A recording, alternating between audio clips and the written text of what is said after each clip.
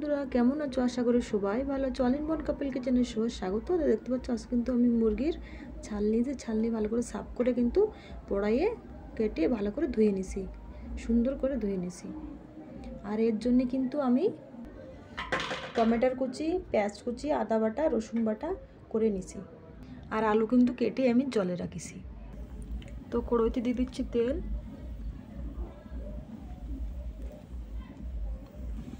এবার দিয়ে দিচ্ছি জিরে আর তেজপাতা।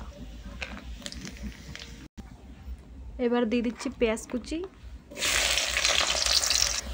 তো এবারে কিন্তু রসুন বাটা, আদা বাটা আর দিয়ে দিচ্ছি টমেটো। এবার মিক্স করে নেব। দিয়ে দিচ্ছি লবণ,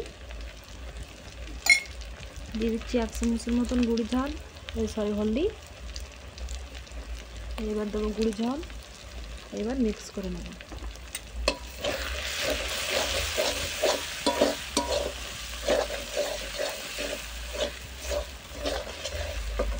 এবার হালকা কিন্তু সামান্য আমি জল দেবো।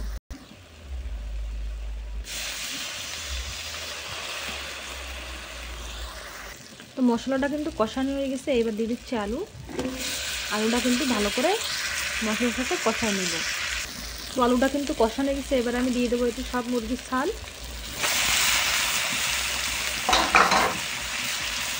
ভালো করে মিলিয়ে নিতে হবে।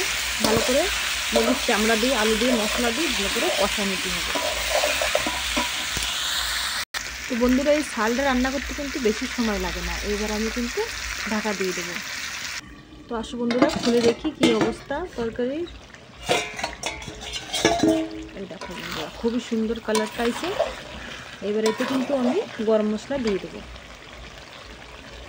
যে বেটে রাখিছিলাম এই যে গরম মশলা দিয়ে দেবো। এবার মিক্স করে নেব।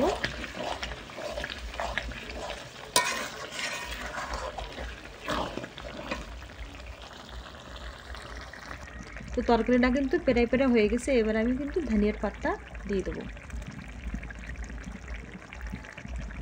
এবার কিন্তু একটু মিলিয়ে নেব।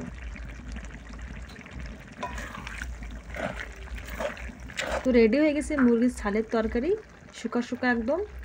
তো এবার কিন্তু নামাই নেবো। আর তোমরা কিন্তু রুটি দিয়ে খাতে পারতেছো, ভাত দিয়ে খাতে পারতেছো। ভাত দিয়ে কিন্তু হেভি টেস্ট লাগবে। তো এবার নামাই নি। আর তারপরে আরেকটা কথা, চুলোয় রান্না তো বড়ই সুন্দর টেস্ট হয়। তো বন্ধুরা আমি কিন্তু নামাই নিছি, যে দেখতে পাচ্ছ খুবই টেস্ট হয়েছে মুরগির ছালের তরকারি। তো এই ব্লগটা তোমাদের কেমন লাগলো কমেন্ট করে জানাও। তো আশা করি তোমাদের খুবই ভালো লাগছে। তো বাই বাই, টাটা।